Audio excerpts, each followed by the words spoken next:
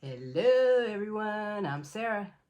Welcome to 1213 Prescott Way. Don't forget to like, comment, and subscribe and hit that notification bell so that you'll be notified when we post another video. A video. A video. Video. Welcome, welcome, welcome. Welcome, welcome, welcome. I am feeling good. I am feeling good. Hold that. Okay, you guys. Happy Mother's Day to all the delicious. Mmm. Mm. Mm. Look at that. Mmm. Take a bite. Take a bite. Take a bite. Mmm. Mmm. Delicious.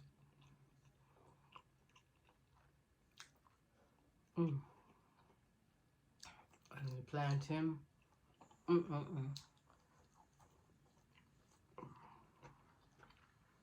Mmm. What I want to talk about is, as you see from the title, the history of Mother's Day. How did it all start?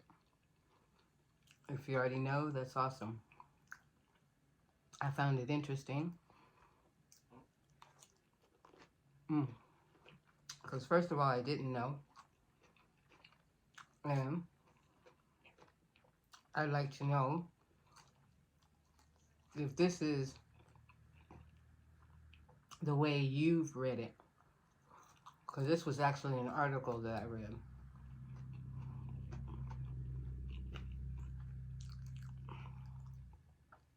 Saying that Ann Jarvis founded Mother's Day to honor her mother.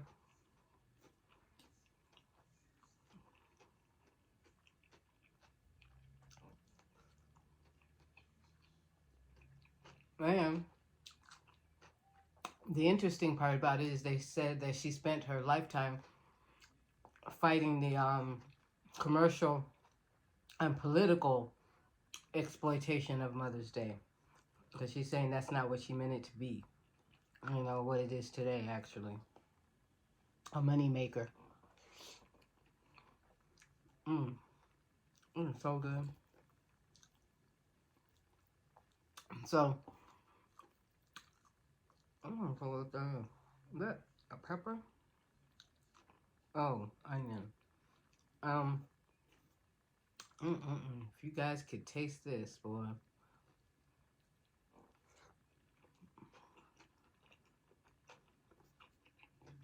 I should have gotten a regular fork. Because this is not working. So, 1858. So, in 1858, it says Ann Jarvis's mother organized a Mother's Day work club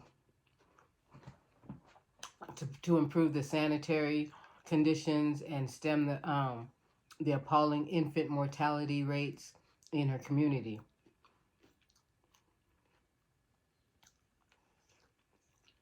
And I say her mom had 13 children, and she only saw 4 of them to live to adulthood. So I can understand why she started that movement.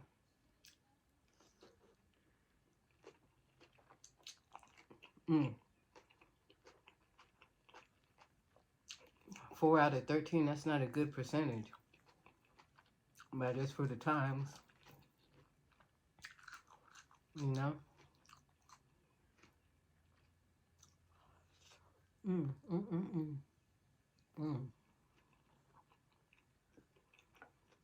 I know David enjoyed his.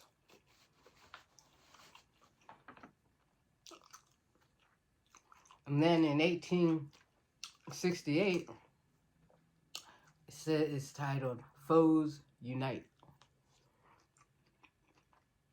It says, in the wake of the Civil War, Ann Reeves Jarvis coordinates a Mother's Friendship Day in West Virginia to bring her former foes on the battlefield together again. The initially tense day goes well, with veterans from the North and South weeping and shaking hands for the first time in years. So, not knowing the story, I didn't even know that happened.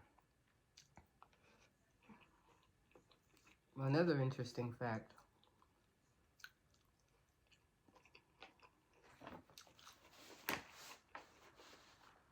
So, in 1870, Sacred Right. So, Julie Ward Howe, a mother and another forerunner of modern-day Mother's Day celebrations, suggests a Mother's Peace Day. She makes the case that war is a preventable evil, and mothers have a sacred right to protect the lives of their boys. Wow, that was true.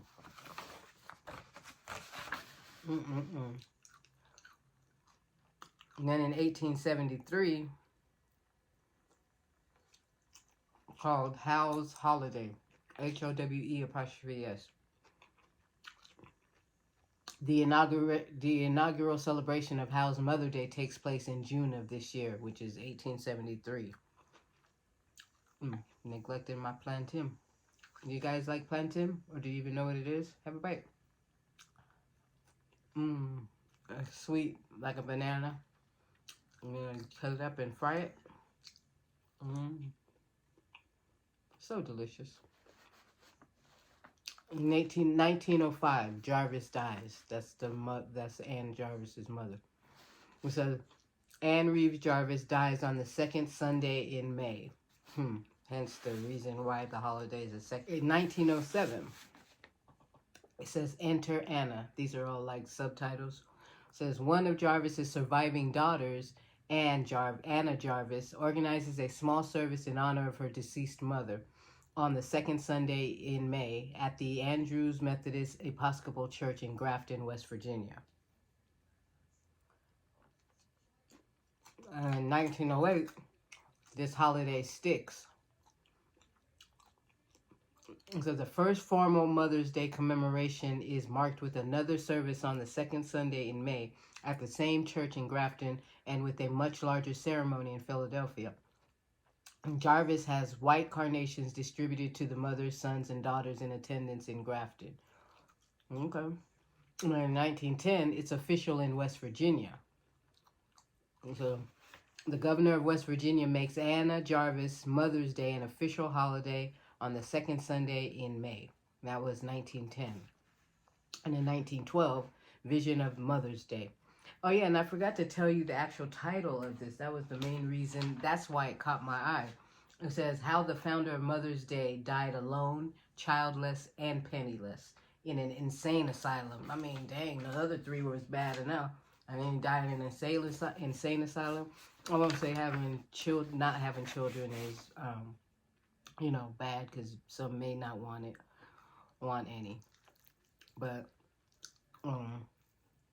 so continuing on, and then it says 1912, Visions for Mother's Day.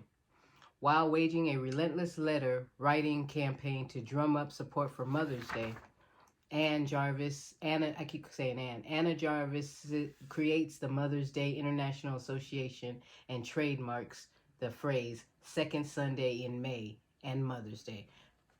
Interesting. Didn't know that the second Sunday in May was a trademark, but she trademarked both. Second Sunday in May and Mother's Day. In fact, she wanted Mother's Day to be a very private acknowledgement of all the mothers.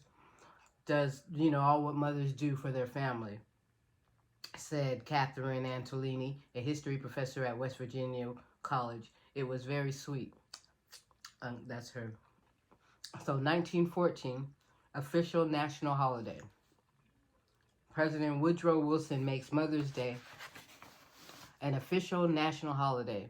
Jarvis is gratified by her preferred placement of the apostrophe in Mother's Day, making it singular possessive, not plural.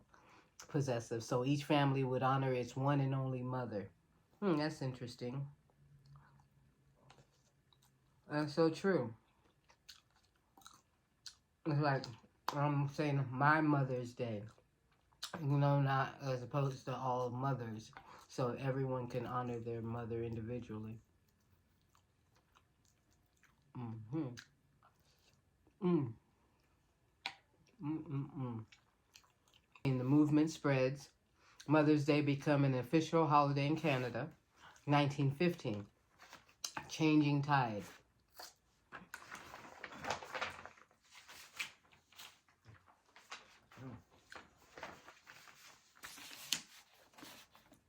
Says shortly after the official launch of Mother's Day, Jarvis begins to sense she's created a monster when she sees the florist, card, and candy industries cashing in on Mother's Day.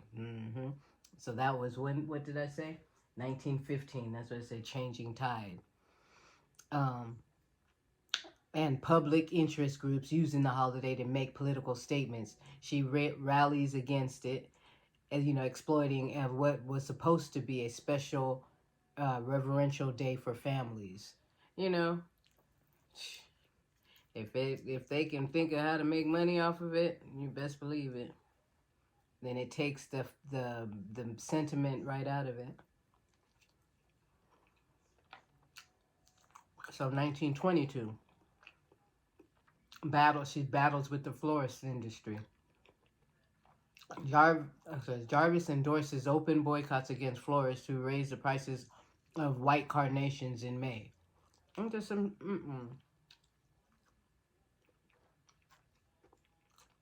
1923. The next year, threats of litigation. It says Jarvis threatens to sue the New York Mother's Day Committee, of which New York Governor Al Smith and Mayor John Hyland are members, over plans for a large Mother's Day celebration. The event is canceled. She was successful on that. 1925, disorderly conduct. Jarvis crashes a Philadelphia convention of the American War Mothers, a group that had its own Mother's Day commemoration and began using a white carnation as its emblem. The American War Mothers push for Jarvis's arrest, but charges of disorderly conduct are dismissed. 1934, commemorative stamp. Jarvis is slighted when the American War Mothers successfully lobby Franklin D. Roosevelt and Postmaster General James A. Farley to unveil a Mother's Day stamp. The stamp features a portrait of painter James McNeill Whistler's mother and white carnations and the words, quote, in memory and in honor of the mothers of America, end quote. 1935, taking on the First Lady. Anna Jarvis accuses First Lady Eleanor Roosevelt of, quote, crafty plotting, end quote, by using Mother's Day in fundraising material for charities trying to combat high maternal and infant mortality rates. Now, wasn't that what her mother her mother started it? In 1940, increasingly reclusive. Sensing that she can't contain her creation, Jarvis threatens to end it during the 1940s. Quote, she told me with terrible bitterness that she was sorry she had ever started, said one journalist who allegedly pretended to be a delivery man so he could meet the increasingly reclusive Jarvis. 1944, asylum bound. Jarvis, now 80, is placed in a mental asylum called the Marshall Square Sanitarium. Last but definitely not least, Jarvis passes away in 1948 at age 84. She dies alone, penniless from the various legal battles she waged over the holiday she started. She never made any profit from Mother's Day, and she never had any children. What an ending. I guess that's what they could drive you to it, I'm telling you. Battling folk.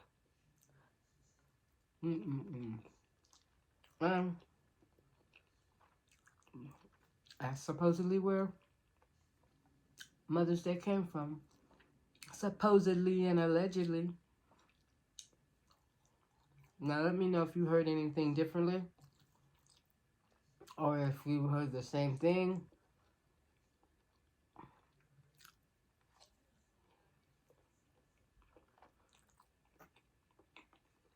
But if it's so, it's sad nonetheless. Mm. It makes me want to stop telling people Happy Mother's Day. Just say it to my own mom. Although she's gone, just say Happy Mother's Day honoring my mother. Because it is in the singular sense. Do you go that far? I'm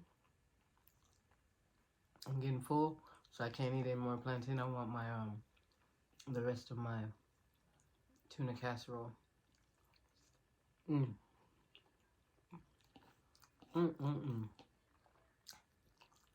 So good. Mm. Mm, mm, mm.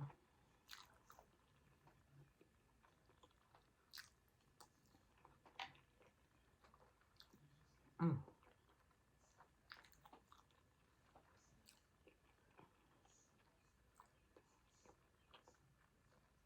Mm. Delicious, delicious, delicious. Wash it down. David ate his before he went to... No, actually, he ate his on the way. I got home late from work because I left work late. And I knew I was making this when I got in the car. But I didn't realize the time frame because, of course, you have to bake it. So I put it on a... I normally bake it at like 350, 375, you know, but I put it on 425 so that it'll start the cheese will start melting fast. Then I cranked it up to 500 so that it'll hurry up and brown. And it worked out perfectly. I'm going to start doing it like that. It didn't take long at all. Didn't burn, it was perfect. Once once it rested, it was delicious. Delicious.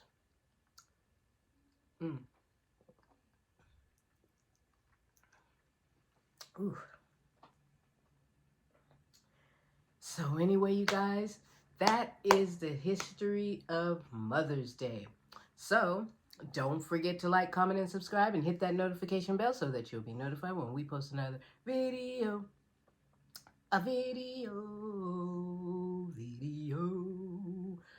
Yeah. Have a wonderful, wonderful rest of your morning, afternoon, evening, and night.